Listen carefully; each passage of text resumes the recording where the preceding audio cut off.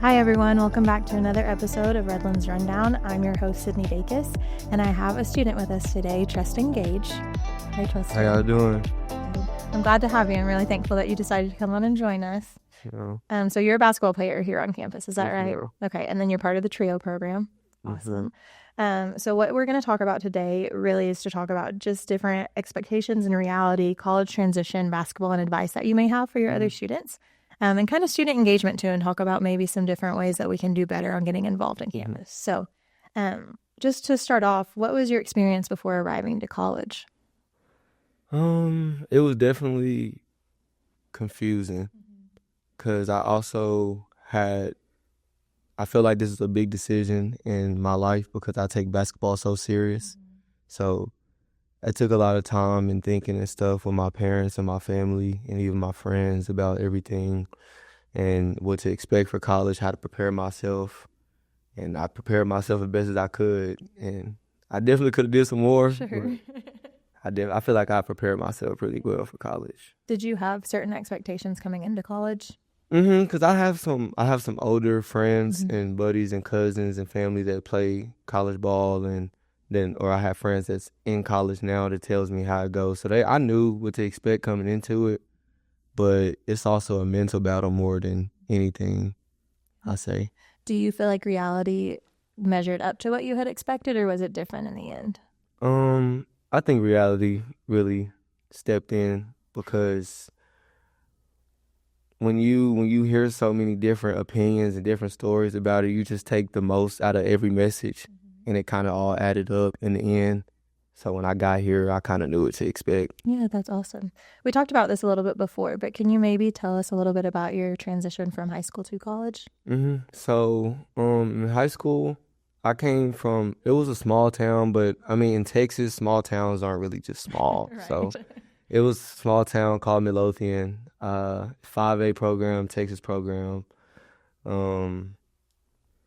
It was a lot of students, but it was very family oriented. Like I transferred there my senior year, and I got immediately taken in with the basketball team and the students and everything. So I think the transition from here to here in Redlands, with it being such a family and a community and everyone togetherness, and I just think it gave me even more space to grow.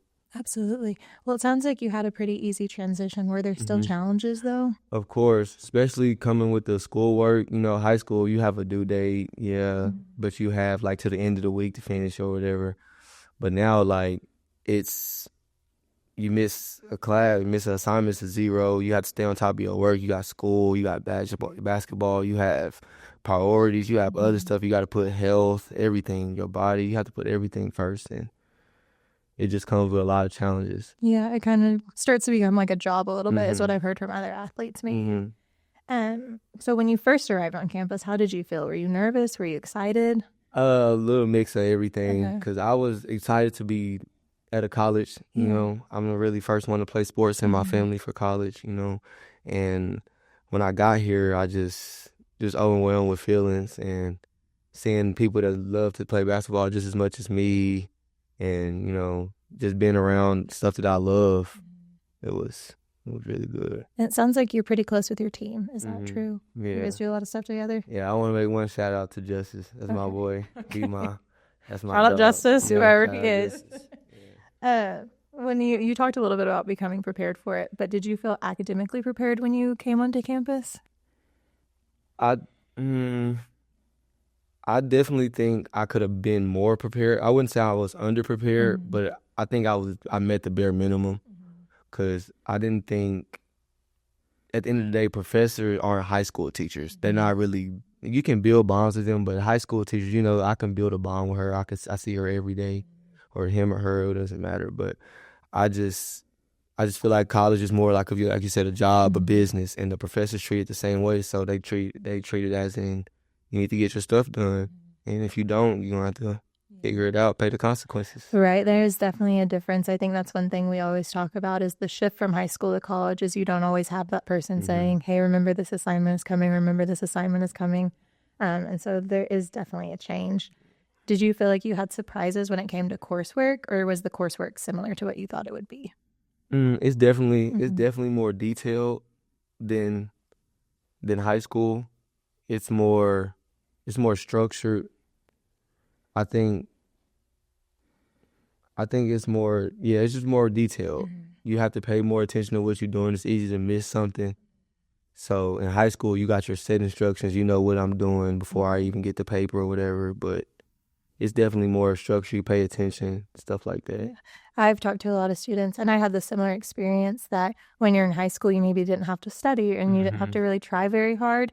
And then you get to college and you take that first class and you're like, oh. Got to spend a whole night studying. Yes. Yeah, I'm going to have to actually prepare for this. Well, tell me a little bit about basketball and your athletic transition. So did you feel like you were ready physically and mentally for that change?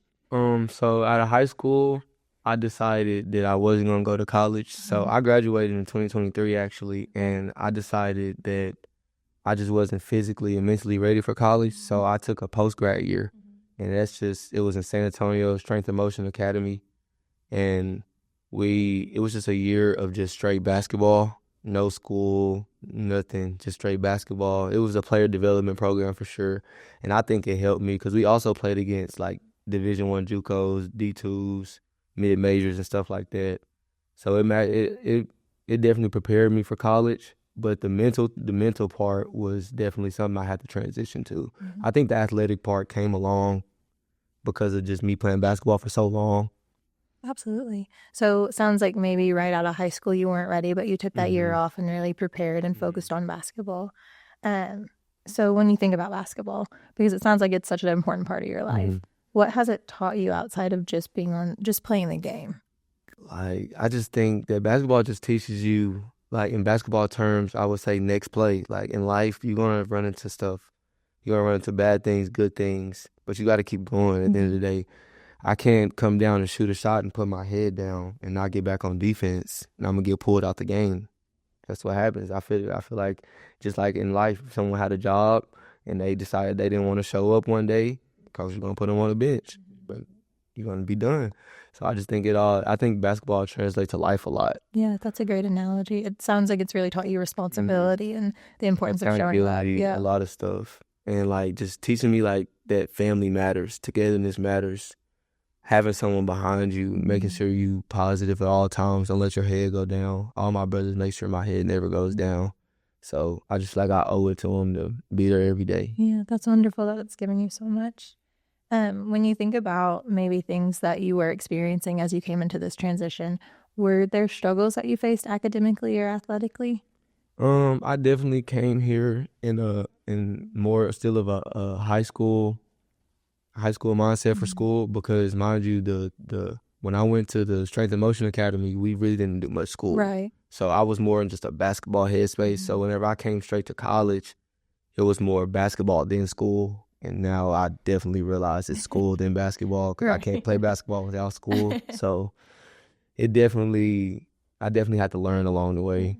Were there certain ways that you figured out how to overcome those, or was it just kind of developing it over time? Honestly, trio, Miss Amy, Miss Erica, they always, ever since day one they got here, I just felt, when I first got here, I felt overwhelmed with all the book stuff, the assignments, the class, everything, and all my logins. And Miss Amy, Miss Erica just told me just calm down and we just figure it all out. And ever since then, they've been along. Anytime I need help, they've been there. So yeah, they are wonderful. I actually got to do a podcast with Amy, and she got to speak a little bit about the TRIO program. And I think it is one of the biggest benefits we have here on campus for our students. So what advice would you give to incoming students if they were in a similar position or just something different? What would be your overall piece of advice? I would definitely say accept help, accept criticism, accept anything that's going to help you in any way that you need help. Don't be afraid to ask. I haven't met anyone here on campus honestly told me no when it comes to school. Like, at the end of the day, that's why I say everyone here is a family. No one wants to see no one else fail. So, of course, when a freshman comes and we confused and nervous, I think that just TRIO and anywhere on campus, honestly, it's just a great place to go just to ask for help, ask for guidance, anything. Yeah, absolutely. It can be really scary, but I think, like you said, I do think there's so many people here that just want students to get what they need. If you could go back in time, is there something that you would do differently? I definitely would start in 8th grade. I would have took weights more serious. My body, I definitely thought it was just about haircuts and shooting hoops. That's all I thought about. So, yeah, I definitely would do that. Or I definitely would, because I'm young for my class. I graduated at 17. Okay. So in like younger school, I was always younger than everybody, like a year behind. So I always had the option to like stay behind a year and be with my normal class. But I was like, I just wanted to stay with my friends and keep playing up. And I just love the competition and I'm a competitor. So I was like, nah. But if I could go back in time, I would have stayed back a year. It would have helped my development really a lot. But it probably did teach you how to be a good competitor if you always had that in mind. Always had a chip on my shoulder. So from your perspective, then, you've talked a little bit about maybe what you would have done differently, but what's something that Redlands could have done differently maybe to help you from the start or to help students better at the beginning? I don't say we should make it something that should happen, but I think they should make like a earlier or like a more easier way to find out how to get help on campus, because like I knew what trio was, but I didn't know what came with trio. Right. So I just knew that they were a part of the basketball team. I didn't know what came with trio. So I think that maybe like to the incoming freshmen, they could make a larger announcement that like you're welcome to come help. Yeah. Because we're like the nicest people ever. They are. They are the nicest people ever. I don't see why anyone could not go to Amy or Miss Erica. Even Miss Tiffany. I forgot about Miss Tiffany. That's my dog. Miss Tiffany. She'll be glad to know that. She's still got a shout out. Okay, well, you're going to do a fun little speed round. Okay. What's your go-to pregame song? Finest by NBA Youngboy. Okay. Who is your biggest role model or inspiration? My dad. If you got dinner with any athlete, who would it be? LeBron James. Okay. You're really fast at this. If you could instantly master one skill, what would it be? I tripped you up. It's shooting. Okay, shooting. What's one thing you always have with you on game day? My headphones. What's the best piece of advice you've ever received? Keep going. What's one thing you wish people knew about being a student athlete? Accountability. And one word to describe your Redlands experience so far. Excited. Okay. Awesome. You did a great job. So this is going to be a little bit more about basketball. Okay. What has been the highlight of your basketball experience so far, would you say? Definitely my freshman year beating NEO at home. He's looking right into the camera at you all out there. At home. That was a great experience. Okay. I'll never forget that. Coach Molina, I've never seen him so happy. I love that guy. How does being a part of a team influence your overall college experience? It definitely helps you not feel like you're in it by yourself, because at the end of the day, I know I have 14 other players that have schoolwork just like me, do on the same days as me, have practice same day as me, same time, weights. So I just know that I always have someone else to talk to and be around that is going through the same thing I'm going through. So it gives you someone to lean on. I think that's especially important if you're coming, because you're from Texas, and so your family isn't here, obviously, and so having that kind of built in on campus is nice. What ideas do you maybe have to improve student engagement on campus? I know we throw a lot of different events, and we offer free food, and we do all these different things, but from your perspective as a student, are there certain things that would make you more willing to show up and join? I do think we do a lot of events together, but I think we do a lot of sit down events. You know, I think. Yeah, I get we're in college, but we have a lot of open grass, a lot of open field. I feel like we can do I know we got athletes, but I mean, we can just do little fun events like sack races or kickball and stuff like that. I just feel like we're only 19 and 20, you know? Yeah.